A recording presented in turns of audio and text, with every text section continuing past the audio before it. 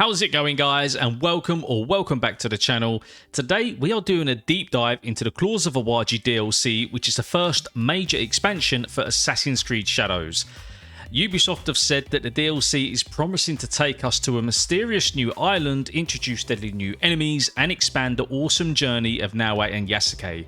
We're going to be uncovering all the details, potential secrets, and what this expansion means for the future of the game. But as always, if you enjoyed the video, hit that like button, and if you are new here and into all things Assassin's Creed Shadows and Assassin's Creed, subscribe to the channel for more content in the future. So first things first, let's talk about what Claws of Awaji is all about. Now this DLC, developed by Ubisoft Bordeaux, the team behind Assassin's Creed Mirage, is set to release on September the 16th of this year, and it is a big one. It's a story-driven expansion that picks up after the main campaign of Assassin's Creed Shadows, which launched back in March and has already achieved 5 million players, so there is already a lot riding on this DLC. Claws of Awaji takes our dual protagonists, Naoe and Yasuke, to the mysterious Awaji Island, located beyond Osaka Bay in feudal Japan.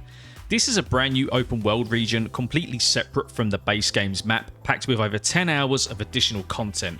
I have to say that 10 hours for a DLC is a good quality chunk of time, and it needs to be because we have so many unanswered questions. For context, the main campaign is about 30 to 40 hours long, so this is a substantial addition for a DLC, but with Shadows they have to get the story right. It didn't end great, so I hope Ubisoft do the game some justice.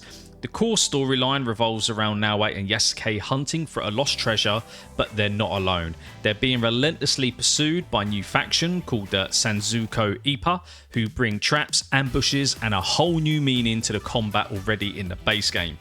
Ubisoft's tagline for the DLC, From Hunter to Hunted, which lines up with the Sanzuka Ipa, as they are a group of outlaws who inhabit Awaji Island and will actively hunt down Naoe and Yasuke as they search for a lost treasure. If you use Naoe, that sounds great, but I'm not sure Yasuke will play ball unless they update his mechanics, but failing that, Yasuke will be smashing doors and bashing heads like he always does. Now, if you pre-ordered the AC Shadows, you're in luck. This DLC is free for you. For everyone else, it'll be available for purchase separately when it drops. Though Ubisoft hasn't announced a price yet, I'd guess it will be around £20, but again, that is just a guess. Maybe let me know what you think down in the comments. Then we're going to talk about the Awaji Island itself and the setting. So this new open world region is described as a place of mysterious beauty, and from what the base game looks like, we can expect it to be visually stunning. Awaji is a real island in Japan, west of Osaka, known for its cultural and historical significance. In the DLC, it's a fully explorable map, separate from the main game's sprawling feudal Japan setting. Expect dense forests, coastal cliffs, and maybe even some ancient ruins or shrines. I do hope it is built up as well, because parkour feels so good in Shadows, but I don't feel there is enough in the environment where parkour can truly shine. The island is said to be filled with new main and side quests, giving you plenty of reasons to explore every corner. But it's not just about sightseeing, you'll need to stay sharp because the Sanzuku Ipa are lurking, ready to set traps and ambushes. Now usually I would say that it's cool that the DLC ties into the main story, but I can't help feel that the main story was cut short so Ubisoft could give us a DLC to continue what should have been in the main game. AC Shadows ends with Naoe and Yasuke uncovering a conspiracy involving the Shinbaku and the Templars. The ending sees Naoe receiving a letter from Hattori Hanzo, who has information on her mother's whereabouts and gives her master assassin robes, symbolising a redemption and a new beginning, and also hinting that Naoe's mother, Tsuyu, is still alive, and if the trailer is anything to go by, I would assume she is, and Hanzo's appearance at the Sakafunishi ruins with another box and his knowledge of Tsuyu positions himself as a key ally in Naoe's quest. The DLC seems to pick up on loose threads, particularly the hunt for the third Imperial Regalia, a mythical treasure hinted at in the base game's epilogue. Could this be the lost treasure they are after? Let me know your theories down in the comments. I personally think it is. Now, let's get to the good stuff. New gameplay features. Claws of Awaji is packed with additions that enhance the core Assassin's Creed Shadows experience. Here's what we know so far. We've got a new weapon, the bow staff, so Naoe, as Shinobi protagonist, gets a brand new weapon type, the bow. It's a hardwood staff associated with martial arts. This is a big deal because it's exclusive to Naoe and it adds to her existing arsenal of katana, tanto and kusarigama. The bow is perfect for her agile stealthy playstyle, likely offering a mix of quick strikes and crowd control moves, and will come with its own unique posture attacks, finishers and mastery abilities. Unfortunately though, there's no new weapons for Yasuke, which I do find a bit strange. You made a game with dual protagonists and only one of them gets a new weapon in a DLC. I feel it's the wrong choice personally, and Yasuke should have had an updated arsenal as well. Then we've got new skills, gear and abilities. The DLC introduces new skills, gear and abilities for both Naoe and Yasuke. While specifics are scarce, expect upgrades that complement the DLC's stealthy vibe. Think enhanced stealth mechanics, new parkour moves, or even abilities tied to outwitting the Sanzuko Ippa's traps. Then enemies, the Sanzuko Ippa. So they are the bad guys in this DLC, described as a shadowy faction with counter-intelligence tactics. They're not your typical enemies at all. They'll stalk you, set traps and launch ambushes, making you feel like the prey. This flips the usual Assassin's Creed formula where you're the hunter. I would say they are in some way linked to the Templars, as Ubisoft has said we can expect more of a deep dive between the Assassins v Templars in the future. I'm glad it's happening, but surely the whole premise around the franchise is to have that in the base game, not a DLC where the base game sets out the characters first.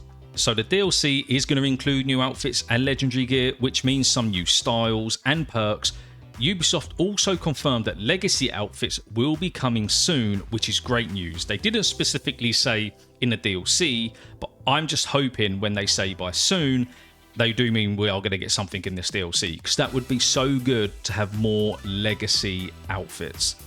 Then boss fights. Ubisoft has confirmed new bosses, which could range from the elite Sanzoku Ippa members to something more in line with the series like more Templars. Given what Ubisoft said in the AMA, Templars are going to be more prevalent, but the Isu side of things will not be returning. Maybe they mean not returning in terms of actual cutscenes, but maybe we'll get hints towards them. Again, that's still a little bit disappointing. Also in the AMA, Ubisoft did say that Naoe and Yasuke have a lot to learn from each other, which I personally think means they will use each other's weapons. It would be kind of cool running around with Naoe using a Teppo. That's the only thing I've got by them saying that. I can't link anything else to that. Let me know what you think down in the comments below, guys. Then we got stories and secrets. So the stories of Claws of Awaji is one of its biggest draws. Well, it has to be, doesn't it? Because they left so much out of the base game. Set after the main campaign, it follows both Naoe and Yasuke as they chase a mysterious treasure on Awaji Island. The official description hints that securing this treasure is tied to Japan's future. Based on the base game's ending, this treasure is likely the third Imperial Regalia, one of the 3 sacred artifacts of Japan. But here's where things get slightly interesting. The base game left some big questions unanswered, like the fate of Tsuyu, a key character who is Naoe's mum. She might still be alive, and as we've hinted, I personally think she is, especially from that cutscene we saw. I'm going to guess she's going to play a big role in this DLC. And what about the Sanzuku Ippa? Are they a standalone faction, or are they connected to the Templars or the Shinbaku? The DLC will definitely peel back more layers of the conspiracy that Naoe and Yasuke uncovered in the game. Templars are going to be more prevalent, and I do think they are going to be all tied in with the Sanzoku Ippa and the Shinbaku.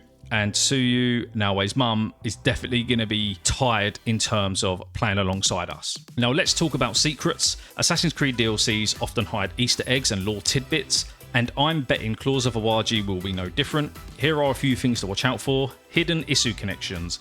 Yes, I know they've said that they're not going to be going down that path, but the base game was light on Isu mythology, which was really disappointing. The DLC could sneak in references at least to the series' ancient precursors, especially if this treasure is a piece of Eden, say. I know that Isu stuff is not that likely, but Ubisoft has to include it somewhere, surely, right? Then we've got cultural Easter eggs. Awaji Island is steeped in Japanese mythology, like the legend of Izanagi and Izanami, the gods who created Japan. Ubisoft might weave in subtle nods to these myths, and to be honest, I'd be pretty surprised if they didn't. And then we've got Templar teasers. So the Templar plot felt undeveloped massively in the base game. Even so, it got brought back alive by a collaboration with Dead by Daylight, which was actually really cool and brought up more Templars, which again, should have been there in the first place. So the DLC will no doubt expand on their role, setting up even more future content, which again I do think is slightly silly, and it should never be in games DLC, and it should always be in the base game. Then we've got connections to the base game and future content. So Claws of Awaji isn't just a standalone adventure, it's going to be deeply tied to the base game story. In AC Shadows, Naoe and Yasuke take down the Shinbaku and expose Templar influence, but not all loose ends are tied up, as we've discussed. The DLC seems designed to address these, especially the missing Imperial Regalia, and I really do hope it is something to do with the Garden of Eden. That would just be amazing. I know that's a massive reach, but we can only hope for that.